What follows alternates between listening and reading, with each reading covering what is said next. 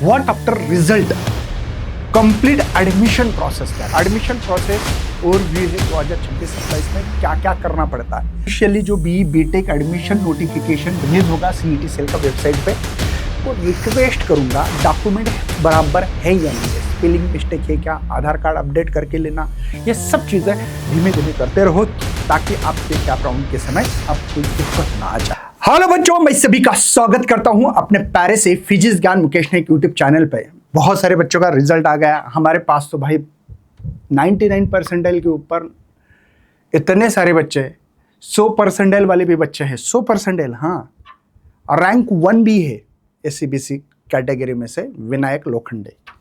तो भाई आज हम लोग what after result complete admission process क्या है, क्योंकि बच्चों को है ना रिजल्ट लगा, लेकिन प्रोसेस क्या है, किस प्रोसेस से जाना पड़ेगा, क्या प्रोसेस है, क्या करना है। तो चलिए सुनते भाई अच्छी तरह से स्टेप बाय स्टेप। ये मैं आप लोगों को जो स्टेप दे रहा हूं ये पूरी लिख के लेना है आप लोगों को। एडमिशन प्रोसेस ओवरव्यू है 2026-27 में क्या क्या करना पड़ता है। तो सबसे पहले मैं आप लोगों को बता दूं, यहाँ पे जो दिख रहा है, ठीक है, ये जो दिख रहा है आपको, नंबर 1 स्टेप है सीईटी एग्जामिनेशन रिजल्ट। सबसे पहले आपका रिजल्ट आ गया, सभी को पता है भाई। ये देखो, ये दिख रहा है आपको, ये जो दिख रहा है स्टेप नंबर 1 जो दिख रहा है उसकी बात कर रहे बच्चों, ठीक है। वो सीईटी एग्जामिनेशन का रिजल्ट इंपॉर्टेंट है। Student first receive the MST CET examination result and percentile score card जो होता है वो संभाल के रखना, आपको काम आने वाला है। स्टेप 2 एडमिशन नोटिफिकेशन आएगा, ठीक है।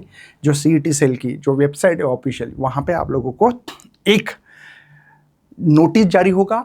वहाँ पे आप लोगों को एडमिशन नोटिफिकेशन मिलने के बाद ऑफिशियली जो बीटेक एडमिशन नोटिफिकेशन रिलीज होगा सीईटी सेल का वेबसाइट पे। बाद में स्टेप 3 है ऑनलाइन एप्लीकेशंस करना है। Candidate fill out the online admission from either from home और थ्रू द एफसी सेंटर पे भी जाके कर सकते हैं, फैसिलिटी सेंटर बोलते हैं उसको, वहाँ पे कर सकते हैं ऑनलाइन एप्लीकेशंस। आप अपने घर से बैठे बैठे कर सकते हैं। लेकिन मेरा एक सजेशन है बच्चों, एडमिशन प्रोसेस तो बता रहा हूँ लेकिन सजेशन इंपॉर्टेंट क्या है, अगर आपके आसपास कोई भी इंजीनियरिंग कॉलेज है तो वहाँ पे जाके फॉर्म भरना जरूरी है। आप बोलेंगे क्यों सर वो करते क्या हेल्प? हाँ करते हैं, हर कोई कॉलेज करता है। क्यों बोल रहा हूँ मैं? क्योंकि बच्चों क्या होता है, आप कोई कैफे पे जाते, कहीं पे जाते हो, वहाँ पे फॉर्म भरते हो, वो एजुकेटेड लोग है या नहीं है, स्पेलिंग मिस्टेक होती है, बहुत सारी चीज़ें होती है, पता नहीं होता है। तो मैं आपको सजेशन दे रहा हूँ, ऑनलाइन एप्लीकेशन जो कर रहे हैं अपने आसपास के कोई कॉलेज देख के ही भरना है। डॉक्यूमेंट वेरिफिकेशन होता है, आपको क्या करना होता है, ऑल डॉक्यूमेंट की स्कैन करो। स्कैन किससे? बच्चे क्या करते हैं, फ़ोन पे स्कैन करते हैं, कहीं पेज कट रहा है, कुछ हो रहा है, नाम बराबर नहीं आ रहा है, ब्लर हो रहा है, तो प्लीज़ मैं सबको सजेशन देना चाहता हूँ, अभी जाके आप क्या करो, जो स्कैनर होता है ना, कोई होगा वो सेंटर, वहाँ पे एकदम प्रॉपर स्कैनिंग करो, चेक करो, वेरीफाई करो। मैंने तो स्कैन कर लिया, लेकिन स्कैन करने के बाद मेरी पीडीएफ अच्छी बनी क्या? मतलब ऑल अपलोड डॉक्यूमेंट और verify the facility centre for eligibility confirmation, क्या आपके डॉक्यूमेंट सही में सही या गलत है, वो देखने के लिए बहुत जरूरी होता है। आगे बढ़ते बच्चों, 5 नंबर के प्रोविजनल मेरिट लिस्ट आती है, मेरिट नंबर आता है। तो student can view the provisional merit list, number देखना है, लॉगिन पोर्टल पे होता है, आप अपने मेल आईडी और डाल सकते हो, पासवर्ड डाल सकते हो और देख सकते हैं कि भाई मेरा प्रोविजनल मेरिट लिस्ट क्या है, मेरा रैंक नंबर बोल सकते हैं आप लोग उसको।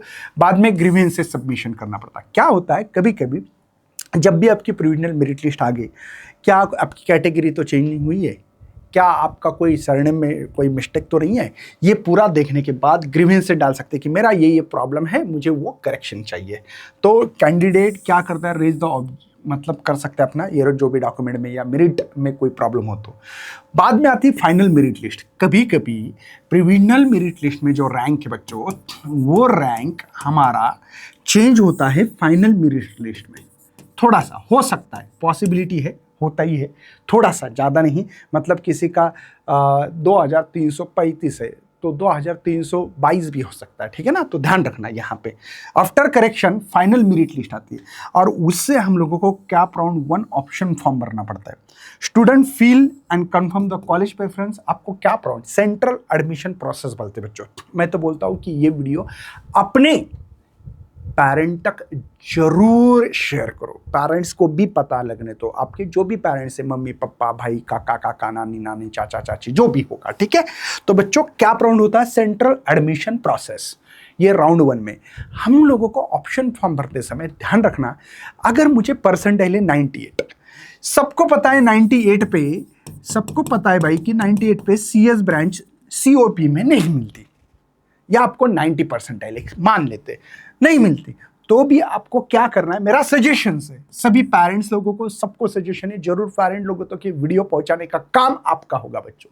नंबर 1, आपको COP ही कॉलेज या VJTI जो भी है नंबर है ना, VJTI, बाद में PICT जो भी डाल रहे हो आप लोग है ना, PICT टॉप कॉलेज डालना है पहले। अब बोलेंगे क्यों सर, ये तो कॉलेज मुझे लगने वाला नहीं है, क्यों डाल रहे, क्योंकि आपको पता होना चाहिए कि हमारा अगर कोई कॉलेज लगता है पहले वाला, दूसरे वाला, तीसरे वाला, तो ऑटो फ्रीज होता है, फिर हम लोग सेकंड राउंड में नहीं जा पाते। बात समझ में आ रही है ना, मतलब जैसे मैंने कोई ऐसा ही कॉलेज डाल दिया, मैं नाम नहीं लूंगा, जो कि आपको पसंद भी नहीं है, या आपको इस कॉलेज में जाना नहीं है, या आपको लगता है जा देते यार, छोड़ देते, लगा देते, इस कॉलेज को चिपका देते, तो बच्चों कॉलेज लगा, आपको हो गया ऑटो फ्रीज, तो आपको कॉलेज लेना पड़ेगा, फिर हो जाती है दिक्कत, प्रॉब्लम आ जाएगी। बात समझ रहे हो। तो मेरा कहना क्या है कि आपको ऐसे कॉलेज डालो कि भाई बहुत टॉप है महाराष्ट्र के, COP, VJTI, ICT, PICT, बात समझ में आ रही है ना, KG सोमैया कॉलेज है, वालचंद कॉलेज है, ये कॉलेज नहीं मिलेंगे मुझे पता है, लेकिन डाल दो ताकि आप सेकंड राउंड में जाने के लिए, है ना भाई, फ्रीज करना है या आपको जो भी फ्रीज करना है या सेकंड इसमें जाना है तो आप जा सकते हो। इसलिए मेरा सबसे सजेशन से बच्चों, स्टूडेंट फील करेगा कंफर्म कॉलेज परफॉर्म जब करेंगे, आप लोग कॉलेज के नाम डालेंगे तो ध्यान रखना टॉप कॉलेज पहले डालो, भले आपको मिले ना मिले तो भी डालना है, आपको जो पसंद है फिर उसके नीचे डालना है। समझ में आ रहा है। तो ये कॉलेज की लिस्ट 50 तक बना के रखो, मेरे तो ये सजेशन रहेगा। एडमिशन प्रोसेस में बच्चों 9 स्टेप है आपकी, provisional allotment of cap round 1, cap round 1 का अलॉटमेंट हो जाएगा आपको कैप राउंड 1 में, है ना। Provisional seats are allotted according to the merit rank, rank जो भी है कैटेगरी रैंक होता है कॉलेज पर, है ना।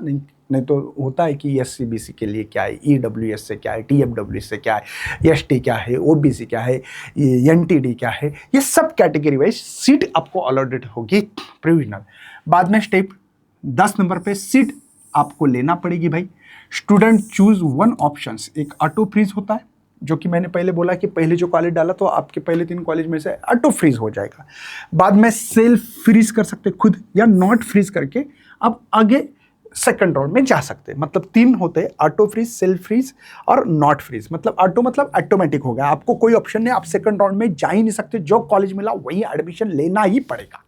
बात समझ में आ रही है। ये होता है ऑटो फ्रीज। सेल्फ फ्रीज मतलब भाई मुझे ये कॉलेज लगा है, मुझे पसंद है, मैं इसमें एडमिशन लेना चाहता हूँ। नॉट फ्रीज भी कर सकते और आगे जा सकते आप। नेक्स्ट, रिपोर्टिंग करना पड़ती है अगर आपने ऑटो फ्रीज हो गया या सेल्फ फ्रीज कर दिया। जैसे मुझे PCCOE आकुर्डी का कॉलेज मिला है, मैं उस कॉलेज में जा रहा हूँ अभी, ठीक है। तो वहाँ पे रिपोर्टिंग करना पड़ेगी। Candidate report to the allotted college with the required document. आपने जो डॉक्यूमेंट पहले वेरिफिकेशन FC सेंटर में किए थे वो पूरे होने चाहिए, ओरिजिनल डॉक्यूमेंट होने चाहिए, वहाँ पे आपको सबमिट करना पड़ता है जिस कॉलेज में एडमिशन फीस भी होती है ना। नेक्स्ट है एडमिशन कंफर्मेशन करना पड़ेगा। Student confirm the admission bye paying the admission fees. जो भी आपकी एडमिशन फी होगी वहाँ पे आपकी कुछ कॉलेज में डायरेक्ट पैसा भरना पड़ता है, कुछ DD निकालना पड़ता है, ध्यान रखना उस पे कि वहाँ पे इंफॉर्मेशन होनी चाहिए। आगे बढ़ते हैं एडमिशन प्रोसेस में हम लोगों को step 13 display the vacant seat होती है। फिर भाई पहले राउंड में इतने एडमिशन कंफर्मेशन इस कॉलेज में हो चुके हैं। एक सीट मैट्रिक्स आती है, ठीक है ना। सीट वैकेंट, सीट मैट्रिक्स बोलते हैं। सीट वैकेंट कौन कौन से कॉलेज में है, जैसे कि COP में, CS में 4 जगह है ना। VJTI में 20 जगह है आपकी, सिविल की 10 है, मैकेनिकल ये है, कैटेगरी वाइज कौन सी है, ST के लिए कितनी है, OBC के लिए कितनी है, सब कोई यहाँ पे वैकेंट सीट की राउंड 1 डिस्प्ले करता है, ठीक है, सेकंड राउंड के लिए। फिर हम लोग सेकंड राउंड के लिए ऑप्शन फॉर्म भर सकते हैं। क्या ऑप्शन फॉर्म सेकंड राउंड में पूरे के पूरे कॉलेज में चेंज कर सकता हूं? हाँ, कर सकते। कैसे करना चाहिए? तो बच्चों सीट मैट्रिक्स देखो भाई, मैं जिस कॉलेज का नाम डाल रहा हूं उस कॉलेज में वो ब्रांच की आपको पता होनी चाहिए कि सीट है या नहीं है। मैं कॉलेज का नाम डाल रहा हूँ, सीईटी में मतलब भाई सीट मैट्रिक्स में जगह ही नहीं है तो क्यों डाल रहे हो? नहीं डालना चाहिए, करेक्ट है ना? बात समझो इस चीज़ों को। Student again the submit and confirm the fresh college reference डाल सकते हैं आप। और सबसे मेन आपको वहाँ पे कॉलेज का जो कोड होता है वो भी पता होना चाहिए, ठीक है ना? इंपॉर्टेंट है बच्चों। 15 स्टेप है कैप राउंड सेकंड अलॉटमेंट।